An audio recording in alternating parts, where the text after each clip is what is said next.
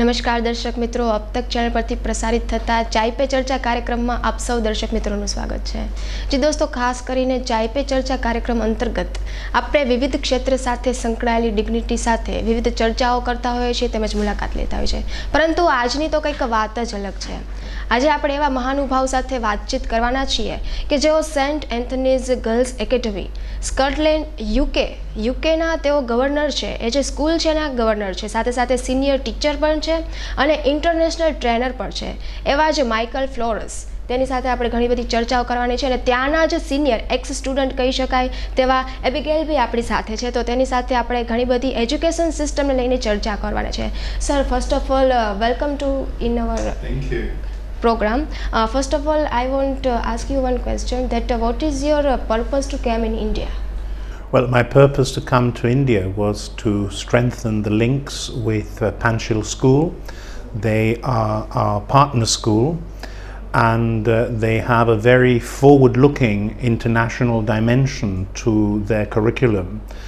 They are one of the very few schools that have won the International School Award of the British Council not just once but twice, which for a Gujarati medium school is a wonderful achievement.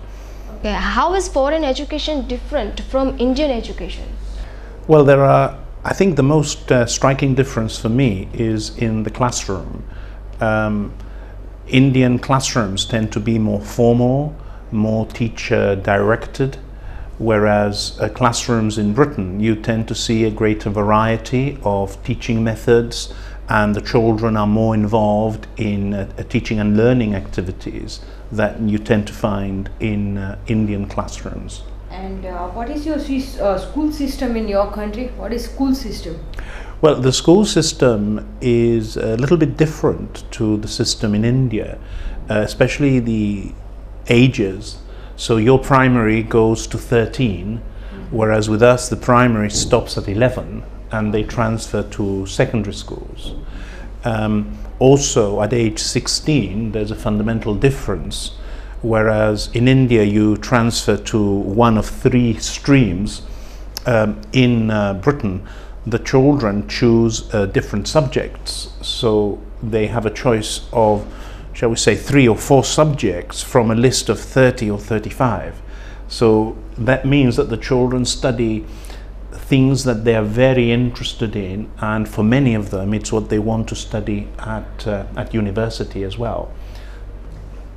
What is wrong with this Indian education system? What is your opinion about that? Well, I don't think there's anything wrong with the Indian education system. I think the Indian education system has the problem of numbers, the sheer numbers of children, which is very difficult for schools to manage. And I know that this is slightly less in the fee-paying sector, where the schools are able, like Panchil for example, deliberately keeps numbers below 35, which means that therefore the teachers have a far better contact with the children. But I know in government schools you can have up to 90 children in a class, which makes it very difficult. But the key thing for me is in the classroom. This is where schools stand or fall, in the classroom, and anything that can be done to make Indian teaching more flexible and involve the teachers more, I think would be of huge benefit to education in India. Okay, Abigail, I want to ask one question, that what is your experience about Indian peoples, Indian students and education system? Tell me about something. I think the main difference between UK students and Indian students is that Indian students are so willing to learn.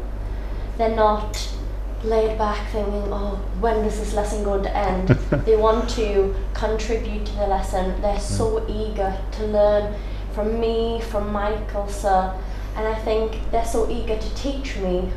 Whereas in the UK, it's just me teaching the students and I'm not getting anything back. Whereas in India, even the little things like students trying to teach me the numbers 1 to 5 in Gujarati, they're so eager to have a two-way stream of learning, and it's not me being a teacher anymore, it's me creating a friendship and creating a family with these students. Okay, tell me about some experience that you remember Long time. A long time. I think when I came last time to Panchil school, I had a wonderful class who I was teaching English and French to.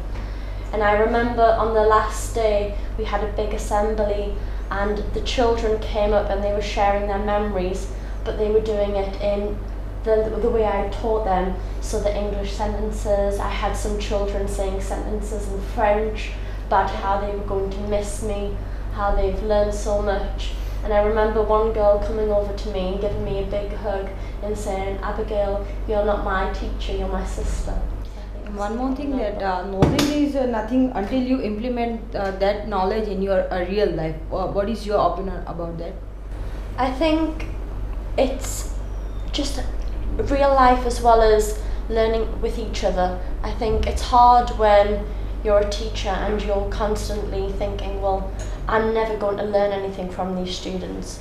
You're always growing, you're always developing as a person.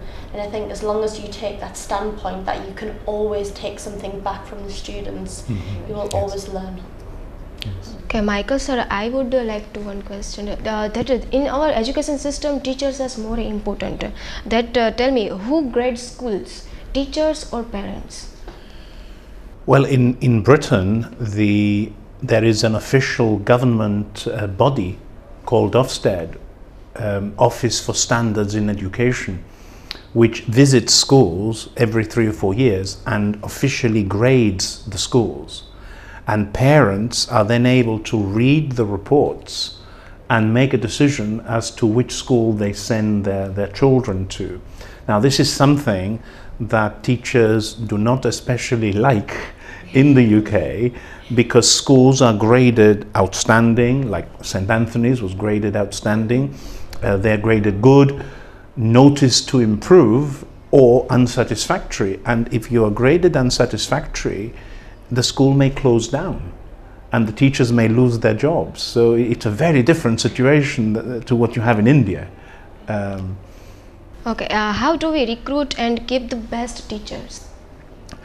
Well, for me, the most fundamental thing about teaching is what Abby has said, that you are never too old to learn, that you should always be learning and developing as a teacher.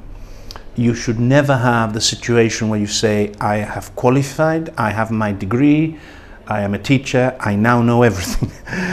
Always, you should be looking at yourself and asking yourself, how can I make my teaching better?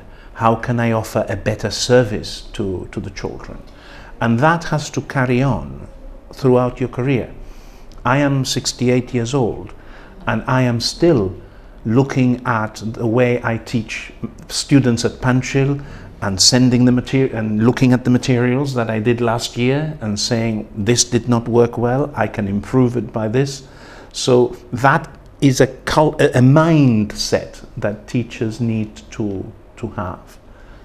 Another thing is that we see that unemployment ratio are increased day by day in India. Yes. So does education guarantee a good job?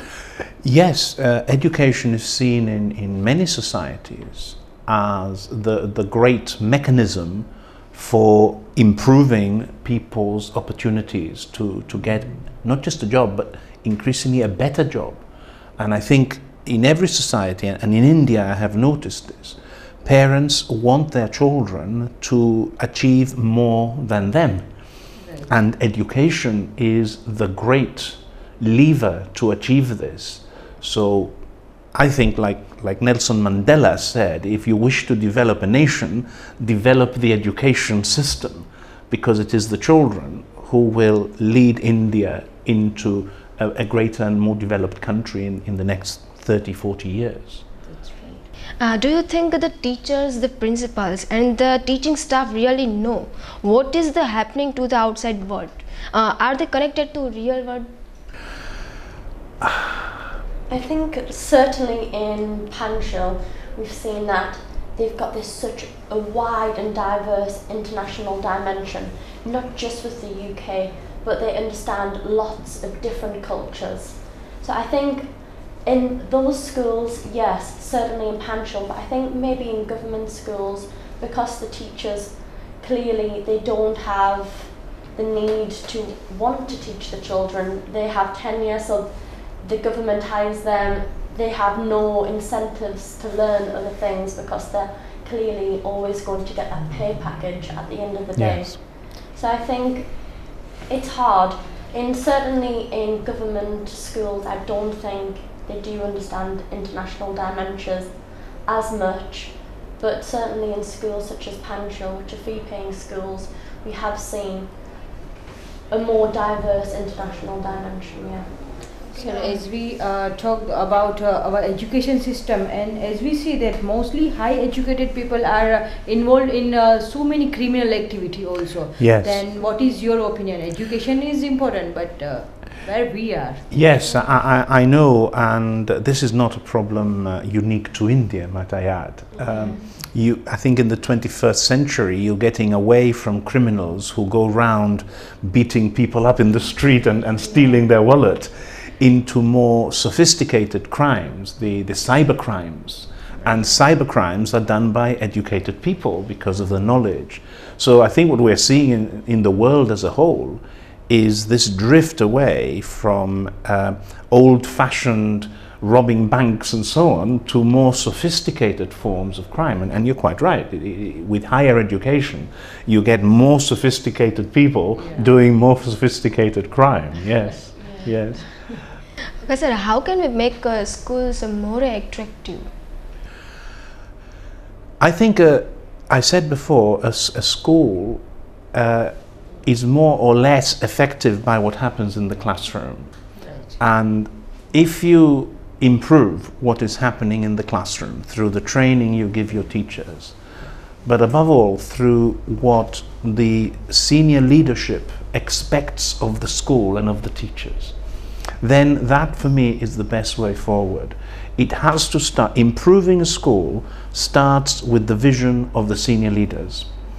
And that is why I think it is so important that senior leaders of schools dedicate themselves exclusively to that school and do not let their own personal beliefs, their own personal philosophies interfere with their main job, which is running an effective school. What do you think about the online classes now available free on net from major universities such as Harvard, MIT and Stanford? Right.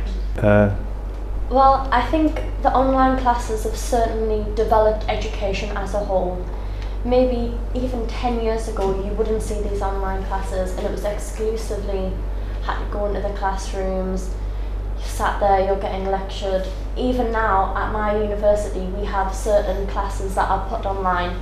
All of my lectures are in slides and I think it's enabled me, certainly as a person, to look back and think, well, what did I do last week?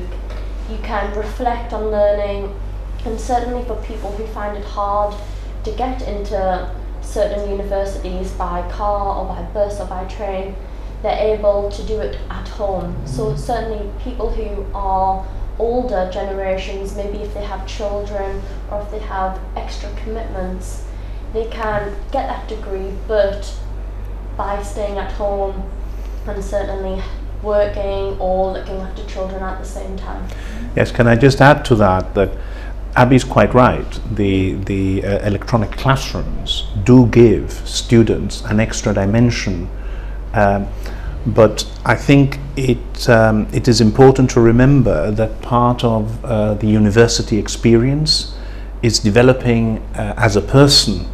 And you do that by meeting different kinds of people, by interacting with people from different backgrounds, with lecturers and so on.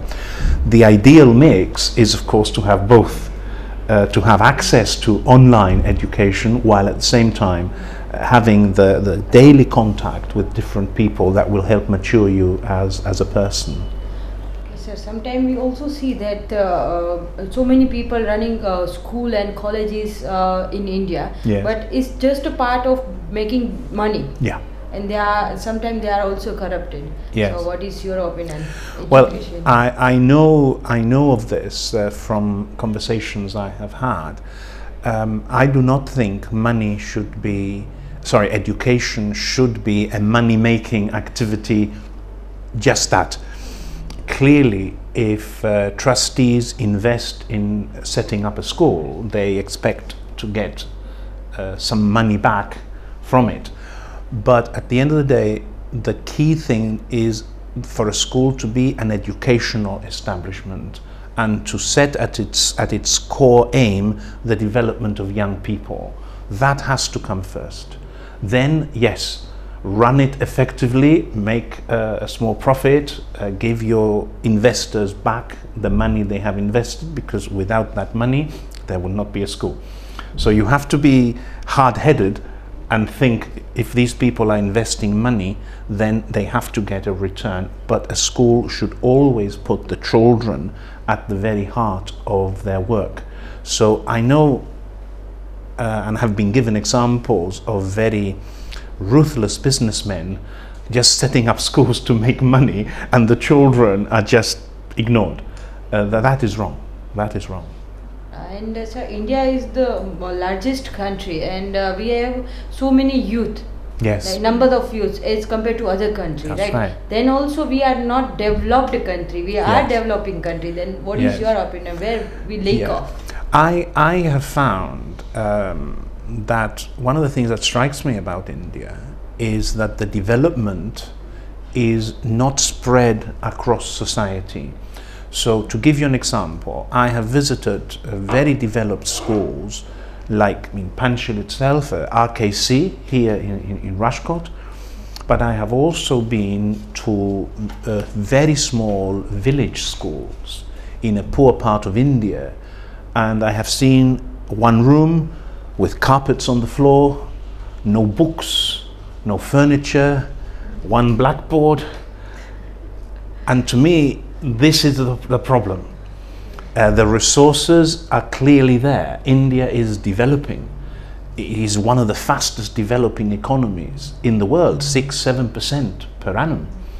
But that wealth seems to be concentrated in the metro areas, in the big cities, and in the small villages. It still hasn't got through, and I think that is the great challenge for not just Mr. Modi, but for all politicians, to try and get that development that is happening in India spread across the community as a whole.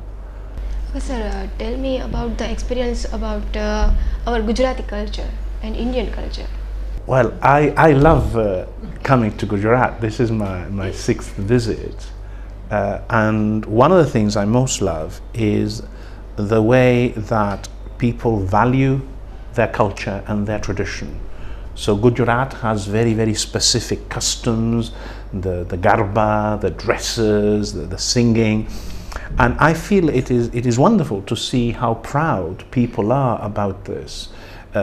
In Panchil, I have seen little children of 4-5 years old dressed in their costumes, doing dances, yes?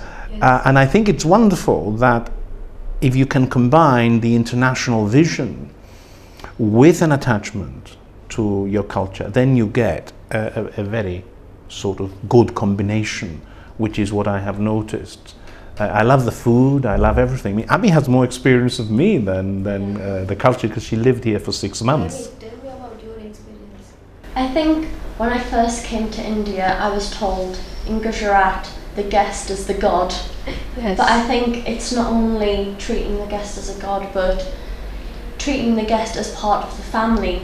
I mean, I now see DK sir, who when I first met I thought, oh wow, a great man, but now I look at him and he's like my father, he's my second father in India. Yogi Raj sir is like a brother to me now.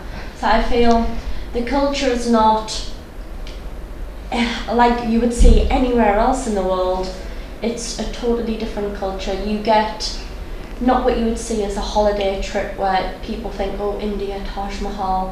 When I've came to India, I've seen different lifestyles. So I've seen people like DK sir, his lifestyle, I've seen Yogi Raj sir's lifestyle, but also each individual child. When there was the kite festival, when there was Navaratri, they will take me to their homes, they will show me how they make their food, like chapri unju, things like that. So it's been a very, very cultural experience, and it's really changed me who I am as a person. And what is the basic difference about Indian family culture and British family culture? I think Indian family culture, the family stays together for their whole life. You see there's many combined homes in India where you have the brothers who live together, the mother and father still lives in the house, and you have aunties and uncles who basically you share your children and everybody is very close and combined. Whereas in the UK it's very separate. You have the mother and father will live in one home, the brother will live in one home, sister will live in a separate home.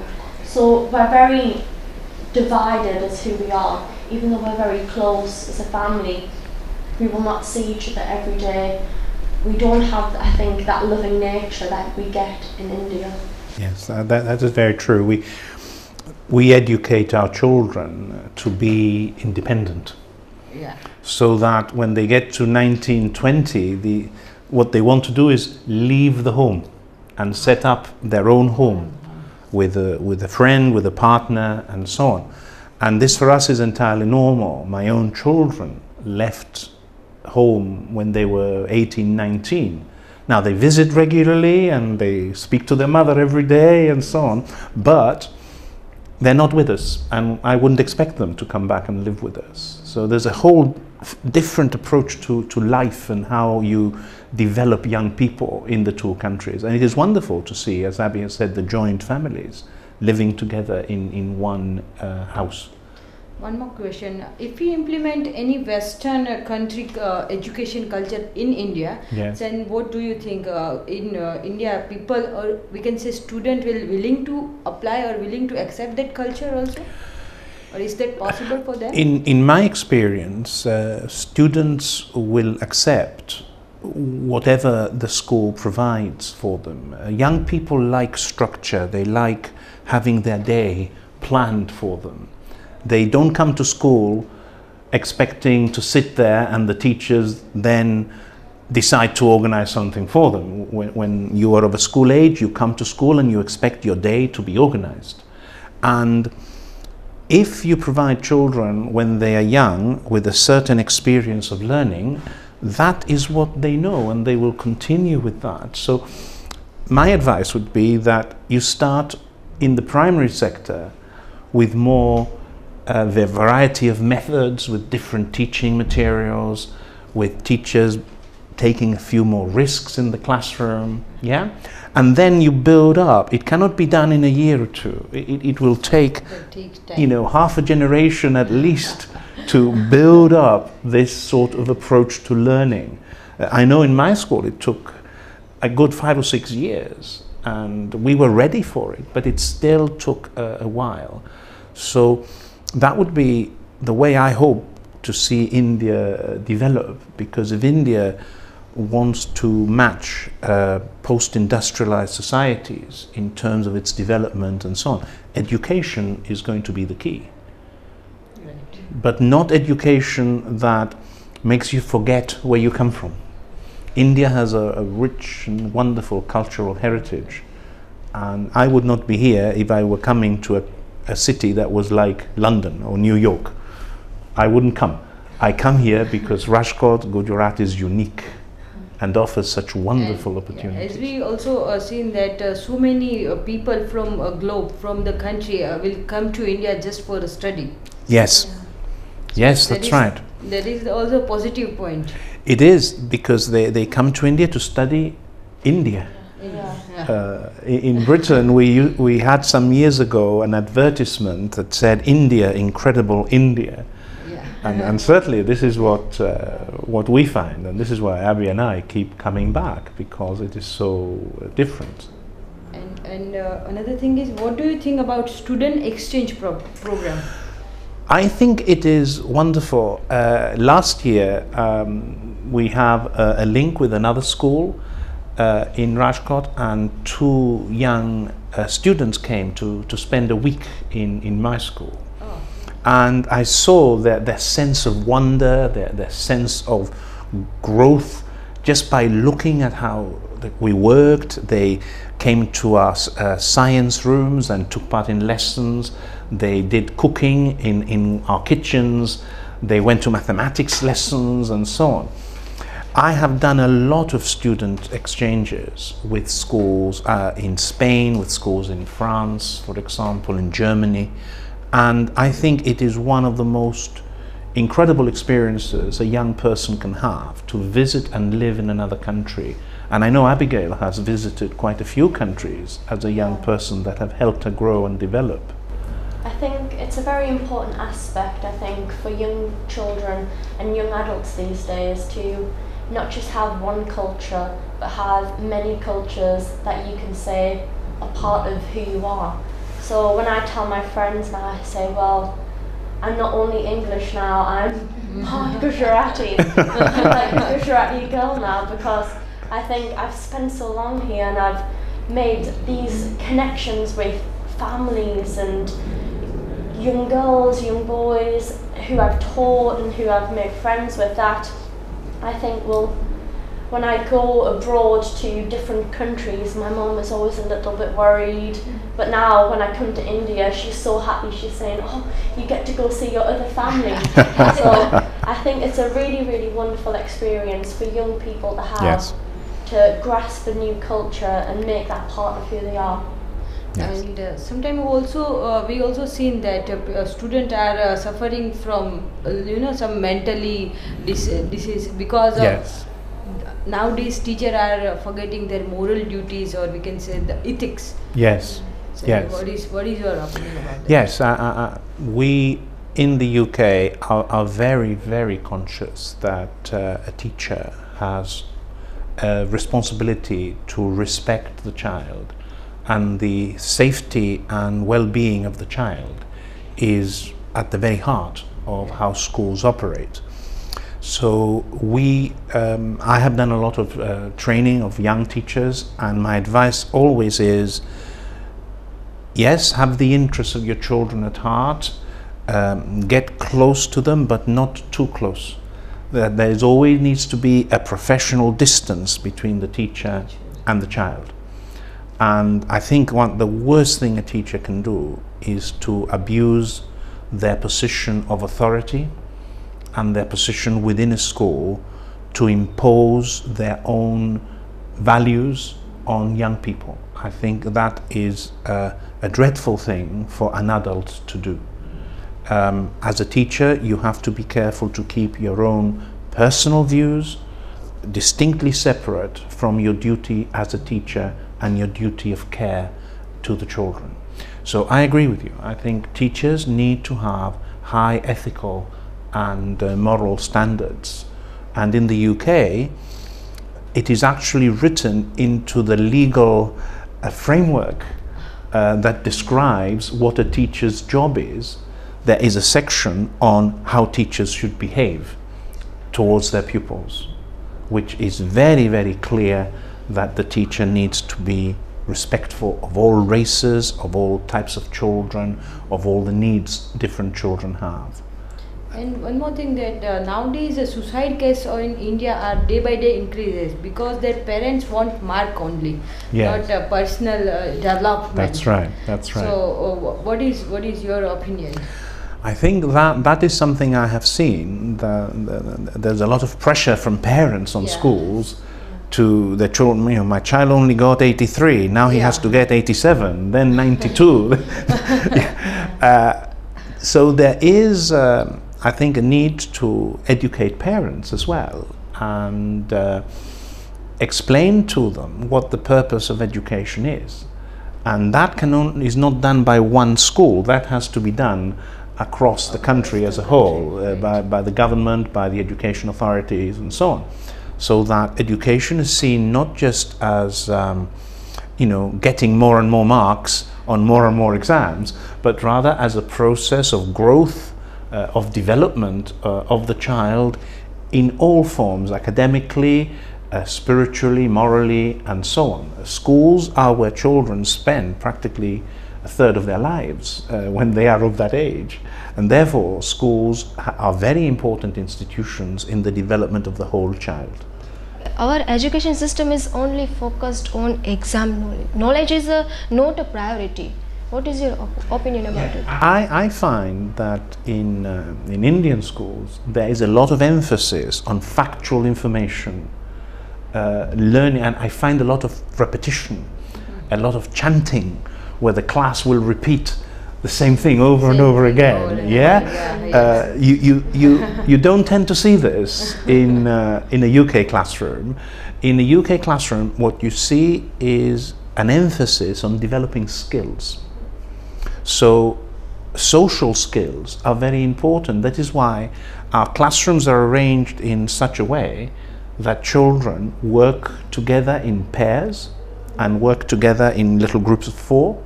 So we have tables and the children sit facing each other. So there are groups of tables for 4 children. And the teacher arranges the lessons so that the children work together, they discuss, they then feed back to the class. It's a different way of managing learning, but it is because we don't have this sort of rigid adherence to the boards and setting exams for the Gujarati board and getting marks. There are exams in our system, but we try and cover that while at the same time developing other skills as well. So that for me is a crucial difference. What else should be the basis of quality educational programs in this new century? I think we need to educate young people as learners, because when I was at school, there was a body of knowledge that the teachers were experts in, and they passed this body of knowledge on to me.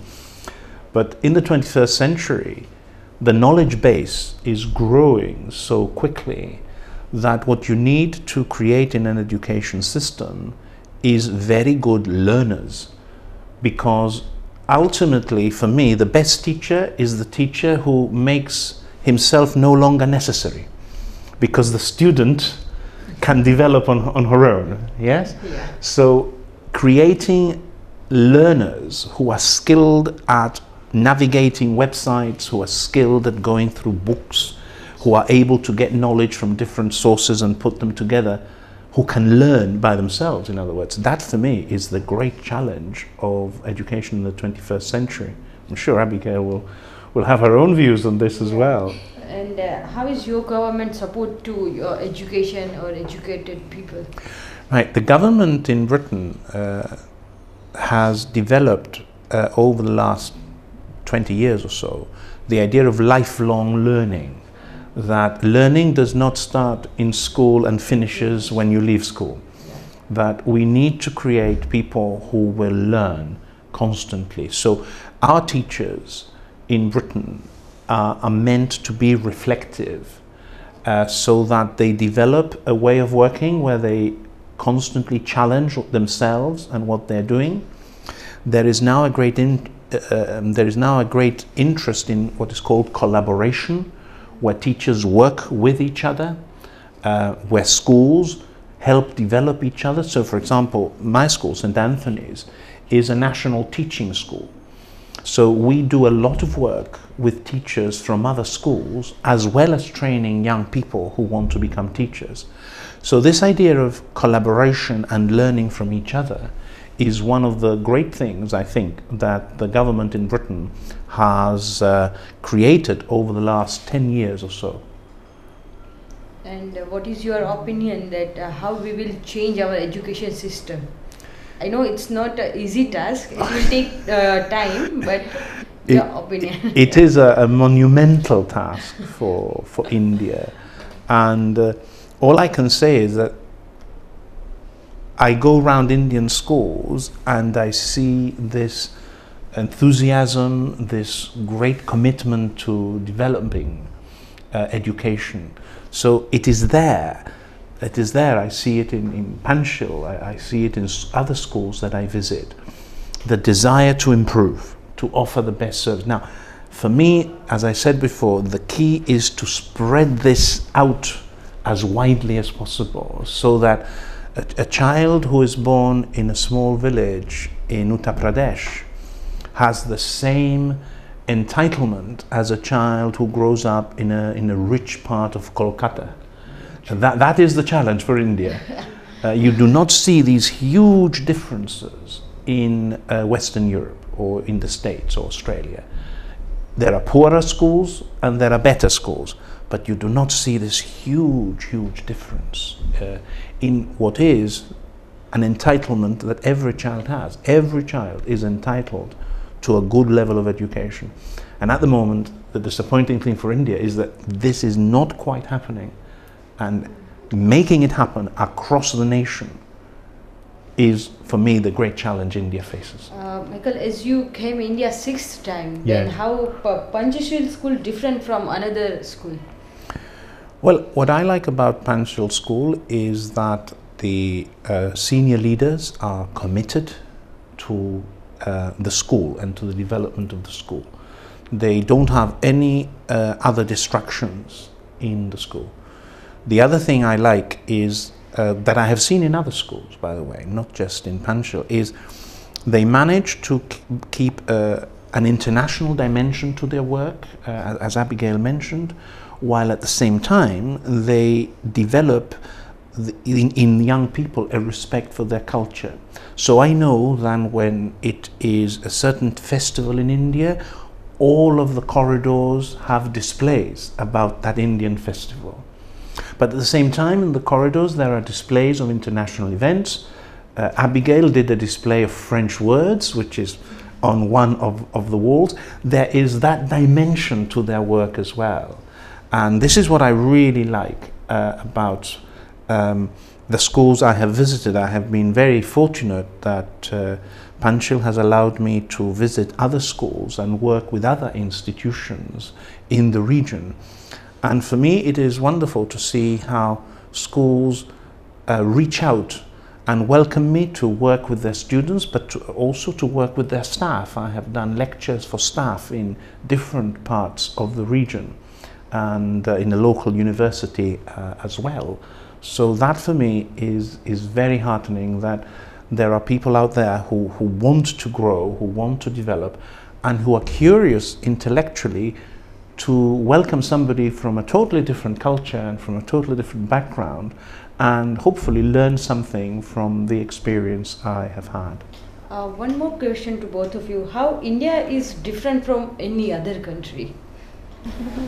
I think it's the warm welcome that you always get in India. I think I've been to many countries all over the world, and although they have their rich and beautiful and diverse cultures, they still don't give you that culture where you feel as if it's your own. I mean, I've been to places like France, and yeah, I love their culture, but it's not my culture. Whereas I come to India and I'm so heartily welcomed by children, by adults, by even people on the streets, just, oh, hi ma'am, how are you? That I feel like, wow, this is my culture now.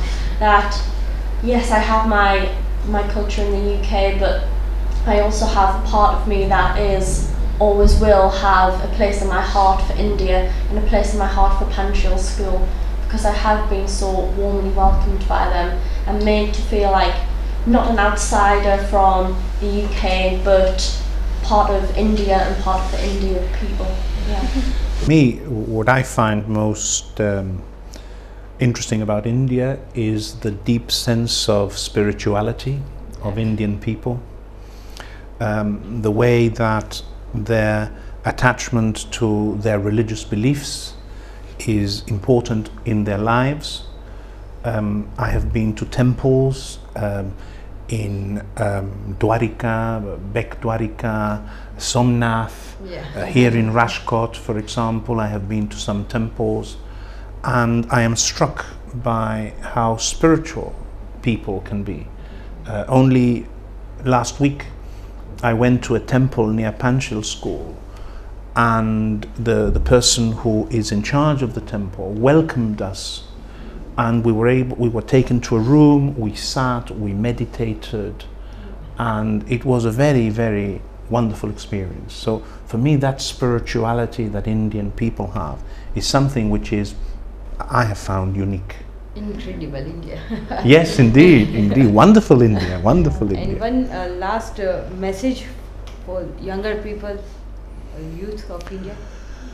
I think take advantage of what you have. Don't constantly think it is better somewhere else. It is better in Australia. It is better in US or UK. Aspire to a better life. Yes, everyone has that right, but appreciate as well what you have, which is so wonderful, and develop from there. That's true. Yeah. Thank you so much. Not at all. It's been a pleasure. Thank you. Thank you.